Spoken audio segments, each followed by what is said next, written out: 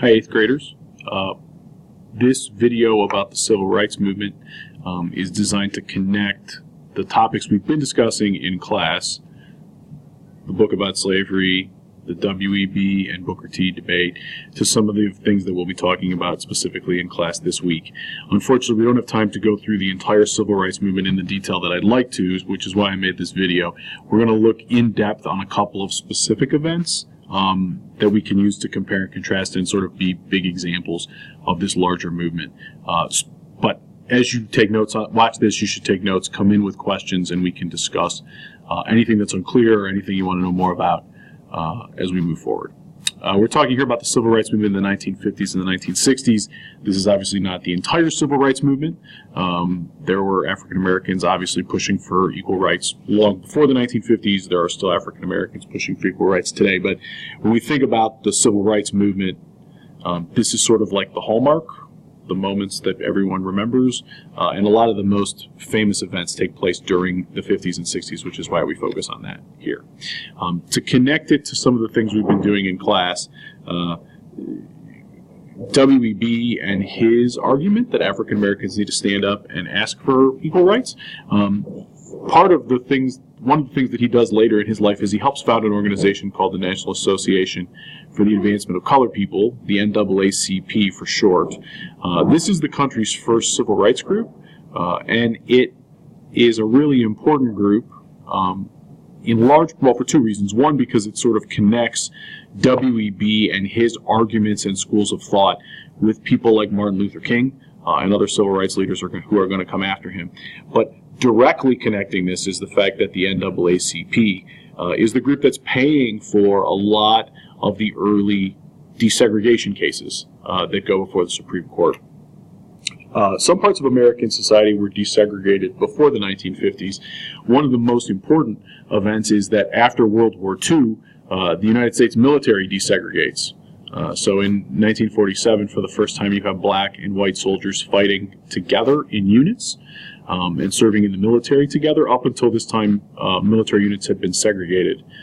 So you had black and white people serving in separate parts of the Army. But that changes and really sends a signal throughout society that blacks and whites can work together without some of the negative consequences that people feared would happen in the South particularly. The NAACP helps to fund a strategy of challenging laws that allowed segregation and favored segregation. Remember, we learned a while ago that Plessy versus Ferguson is a Supreme Court case after the Civil War, which says that separate but equal facilities are legal in the United States. That includes separate but equal schools, separate but equal restaurants, transportation, all of those things. Obviously, equal never really was equal, and oftentimes segregation meant that African Americans had substandard schools with much less funding, substandard transportation, substandard bathrooms, and this was a very serious form of discrimination. You've talked a lot about this when you were at To Kill a Mockingbird, so this should be just recalling prior information. The most famous case that the NAACP provided lawyers for was the case Brown versus Board of Education. This is just one of a number of challenges to segregated schools that all went to the Supreme Court in 1954, and in a unanimous decision, the Supreme Court of the United States says that it is illegal to have segregated schools and that black and white children must go to school together. The Supreme Court saying that was a huge step. This is arguably the most famous Supreme Court case of all time. But the Supreme Court saying that schools should be integrated and blacks and whites should go to school together did not guarantee that that would happen. In many places in the South, white leadership didn't want blacks and whites to go to school together. They would refuse to follow the Supreme Court. There are places where they shut down their public schools so that black students could not go to school with white students. And this really comes to a head in Little Rock, Arkansas in 1957, when a group of 9 African American students want to attend Central High School, and the governor of the state does not want to allow them to do so, and he calls out the Arkansas National Guard to literally bar the doors so these black students could not come in. This presented a challenge to the national government, and President Eisenhower made the decision that we could not have a state that refused to follow the decision of our national Supreme Court. So the U.S. military was called out to literally travel with these African American students to protect them from white mobs and allow them to go to school in the public schools of Little Rock. You can see in this picture an example of the kind of intimidation that these African American students would face.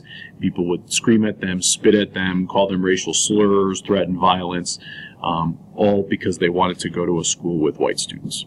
It's a really famous moment in the civil rights movement and a really key step towards integration. Other parts of American society are attempting to be immigrated. You've likely heard of Rosa Parks, who refuses to move to the back of the bus in Montgomery, Alabama in 1955. She's part of a larger group of people who are trying to figure out ways to integrate the transportation systems, and led by Rosa Parks, a lot of other men and women, and Dr. Martin Luther King, who I'm sure you know, they lead a nonviolent bus boycott. African Americans refuse to use the bus system for hundreds of days. This causes all kinds of problems for the bus system. The African Americans needed to rely on each other in order to get from place to place and not use the public transportation system. That was a huge struggle. But eventually they were successful in getting the city to give in and to integrate the busing system so African Americans and whites could sit together on those buses. As we move into the 1960s, there are groups in American society who are looking to integrate other parts of our country. One of these was the Woolworth lunch counters. So we don't really have this today, but there were a common place where people would eat would be at lunch counters in sort of department store, like Target style places, where you'd sit at the counter and someone would give you lunch. In most parts of the South, those places were segregated. Black and white students that were part of a student nonviolent coordinating committee, they lead a sit-in movement, and basically every day they get to the store, they sit down, and they refuse to get up. And oftentimes they would be taunted by whites who were against what they were doing. They'd have stuff dumped on them, as you can see in these pictures. They'd be burned with cigarettes. But they didn't give in, and eventually this forced the society to adjust these patterns and agree that they would allow blacks and whites to sit together in these restaurants in southern stores. There was also an effort to integrate in bus lines. This was a common form of transportation for people between cities. And the Congress on Racial Equality, which was a northern civil rights group, they wanted to integrate these bus lines around the United States. So they had black and white people board the bus together and drive from city to city in the South.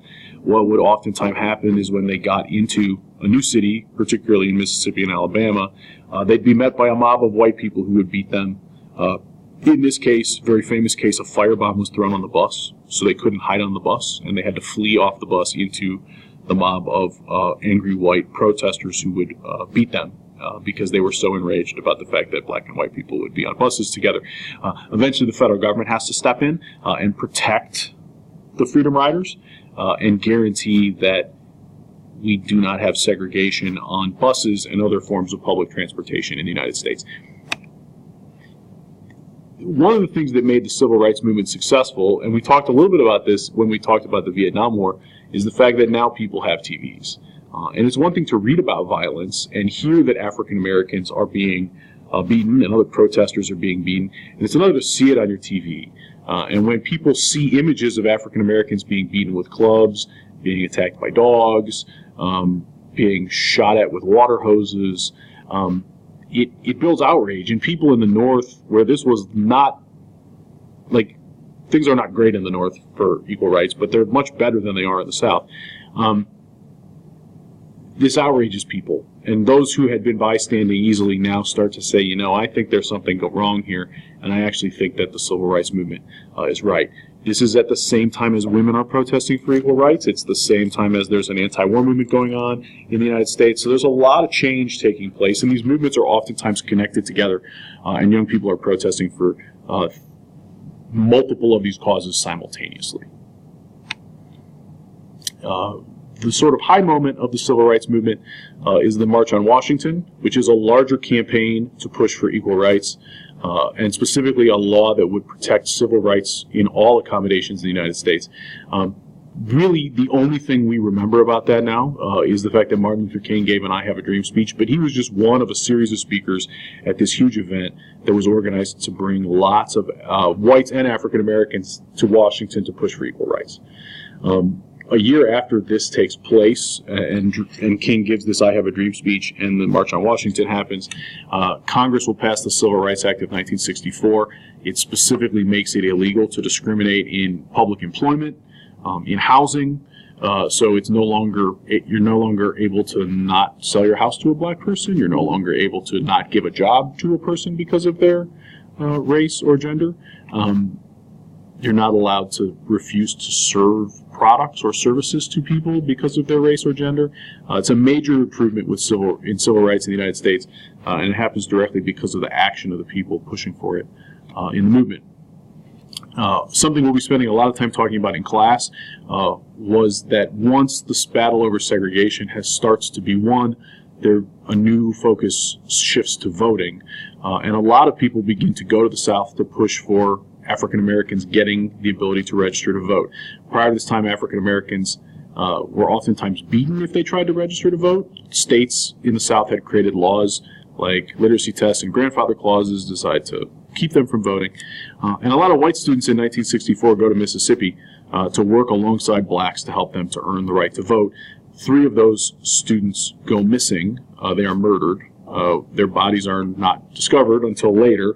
And this focuses the attention of the country on this issue, and again begins to get Americans to change their opinions about why voting rights for African Americans are important. As we'll see in class, this Freedom Summer event eventually the next year will lead to the passage of a Voting Rights Act, which will protect the right of people to vote no matter what their race is. It limits the ability of states to take away those rights. We also see an amendment to the Constitution which specifically bans poll taxes, so it becomes illegal to charge a tax in order to vote, which was a common tactic used to keep African Americans from voting. For a lot of Americans, however, no matter how much progress the civil rights movement had made, it was too slow, and they saw the violence that was playing out against African Americans as a threat, and that it was like not okay to do as King said, to respond nonviolently when people were beating you. And you have famous leaders like Malcolm X, who we'll spend some time in class talking about next week, and Stokely Carmichael, who begin to push for a black power movement, essentially saying, like, we shouldn't work with white people because they're being so cruel to us, we should stand up and improve ourselves. Malcolm X, at least early in his life, preaches that nonviolence doesn't make sense. When people are beating you, you should be able to fight back and defend yourself.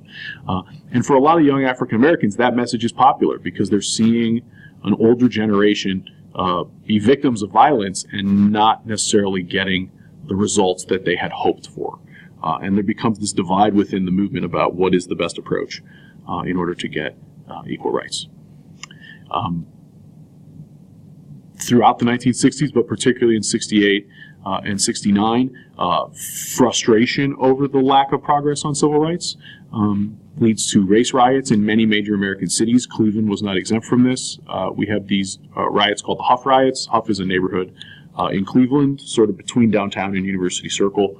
Whole sections of Cleveland and other major cities are burned down. They have to call out the National Guard. Many people are killed in these conflicts between the police and African Americans who live in those neighborhoods. And this happens again on TV. It causes all kinds of questions and confusion around what the path forward should be.